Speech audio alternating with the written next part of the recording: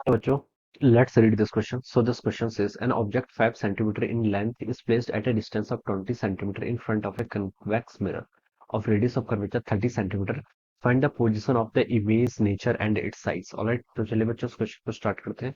तो देखिए बच्चों, इस क्वेश्चन का की कॉन्सेप्ट आप क्या लिख सकते हैं। The key concept of this question, आपके यहाँ पर पोजीशन ऑफ इमेज, नेचर और इसका साइज बताना है। ठीक है, तो इमेज फॉर्मेशन लिख लीजिए। क्या लिख लीजिए?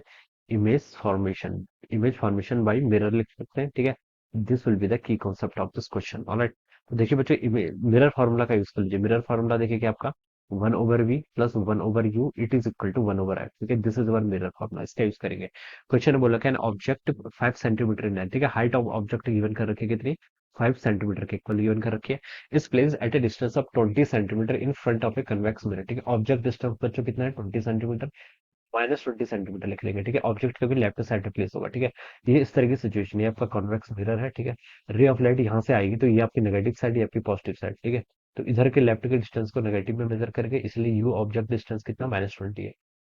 Front of a convex mirror के रेडियस ऑफ कर्वेचर कितनी देर के? 30 सेंटीमीटर गिवन करके। रेडियस ऑफ कर्वेचर पॉजिटिव होगी। क्या होगी? पॉजिटिव। कन्वेक्स मिरर है तो उसके लिए पॉजिटिव होती है।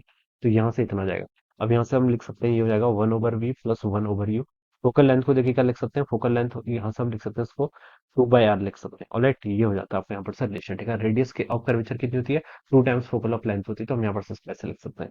अब यहाँ से हमें क्या बताना है? इमेज डिस्टेंस फाइंड आउट करनी, तो हो जाएगा आपका 2/r। ठीक है, 2/r कितना? 30। -1/u होगा तो माइनस से एक माइनस और हो जाएगा यहाँ से, -20 वाला। तो ये यहाँ पर इसको हम ऐसे लिख सकते हैं। तो ये टर्म यहाँ से हो जाएगी 30 और 20, इसको हम रेशियो लेंगे तो 60 आ जाएगा। ठीक है, तो ये कितना हो जाएगा? 4 और यहाँ से 3, तो ये हो जाएगा 7/60। ठीक है, तो इसको हम लिख सकते हैं यहाँ से, जो v की वैल्यू आएगी, v क्या है? इमेज डिस्टेंस, ये हो जाएगी 60/7 सेंटीमीटर। कितनी होगी? 60/7 सेंटीमीटर। इसको अगर हम यहाँ से बच्चों सॉल्व करेंगे तो इसकी वैल्यू देखिए कितनी आ जाएगी? 7×8 = 56 और 4 बच जाएगा, 7×5 = 35, 8.57 सेंटीमीटर के अराउंड हो जाएगा। ठीक है, so this will be our image distance. ये क्या होगी? आपकी इमेज डिस्टेंस। क्वेश्चन ने पूछा था find the position of the image, तो इमेज की पोजीशन ये होगी। ठीक है, प्लस मारी इसका मतलब राइट साइड पर होगी। ठीक है, इमेज बता दी, इसका नेचर बताना है। इमेज का देखिए हमें क्या बताना है यहाँ पर? आपको यहाँ पर नेचर भी बताना है। ठीक है, अब बच्चों देखिए हम क्या कर लेते हैं यहाँ पर? मैग्निफिकेशन कैलकुलेट कर लेते हैं। ठीक है, ये देखिए आपकी इमेज क्या बननी है? आपकी बिहाइंड द मिरर बननी है। तो हम बता सकते हैं कैसे होगी आपकी? This is virtual image. कैसे? आपकी वर्चुअल इमेज है। ठीक है, वर्चुअल है और क्या होगी? आपकी इरेक्ट इमेज बनेगी। ठीक है, ये आपकी कन्वेक्स मिरर से बननी है, तो हम बता सकते हैं वर्चुअल एंड इरेक्ट बनेगी। ठीक है, तो ये इस इमेज का क्या हो जाएगा? आपका नेचर हो जाएगा।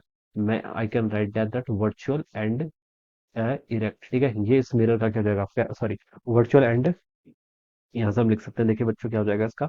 Virtual and erect. ठीक है, और क्या पूछा हमसे? और हमसे पूछा गया इसका साइज। ठीक है, साइज बताना। ठीक है, साइज देखिए बच्चों कैसे कैलकुलेट करते हैं? साइज होता है आपका मैग्निफिकेशन के इक्वल। ठीक है, मैग्निफिकेशन देखिए कितना होता है आपका? -v/u के इक्वल होता है। ठीक है, मिरर के लिए मैग्निफिकेशन का फॉर्मूला -v/u होता है।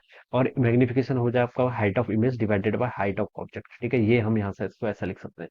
और बच्चों देखिए v कितना हो गया? यहाँ से v की वैल्यू देखिए हमने यहाँ पर कितनी कैलकुलेट की है?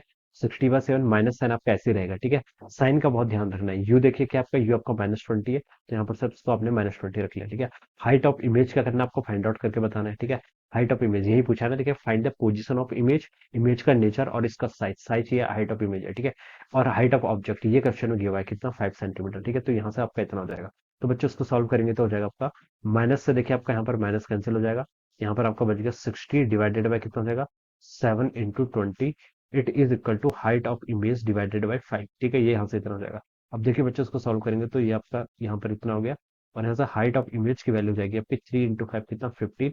15/7 सेंटीमीटर। ठीक है, ये क्या आ गया आपकी? This is the height of image. तो इसको हम सॉल्व करेंगे तो आपका 2.1 सेंटीमीटर के इक्वल आ जाएगा। ठीक है, कितना आ गया आपका? 2.1। ठीक है, तो यहाँ से इतना आ जाएगा। तो इमेज देखिए क्या आपकी 2.1 आपका प्लस में, तो बता सकते हैं इमेज तो आपकी देखिए इरेक्ट ही बनेगी। ठीक है, तो देखिए ये आपकी यहाँ पर से इमेज बन गई। तो हमसे सब सारे पार्ट हमने कैलकुलेट कर लिए। Find the position of image पूछा था, तो वो आपकी कहाँ पर होगी? 8.5 centimetre towards the right of the mirror, mirror के राइट साइड पे। ठीक है, सेकंड पूछा था इसका नेचर। नेचर क्या देखिए? वर्चुअल एंड इरेक्ट है। साइज पूछा था, साइज कितना आ गया? 2.1 centimetre. Alright, so this would be the answer of this question. So I hope you all understood this concept. All the best and thank you so much.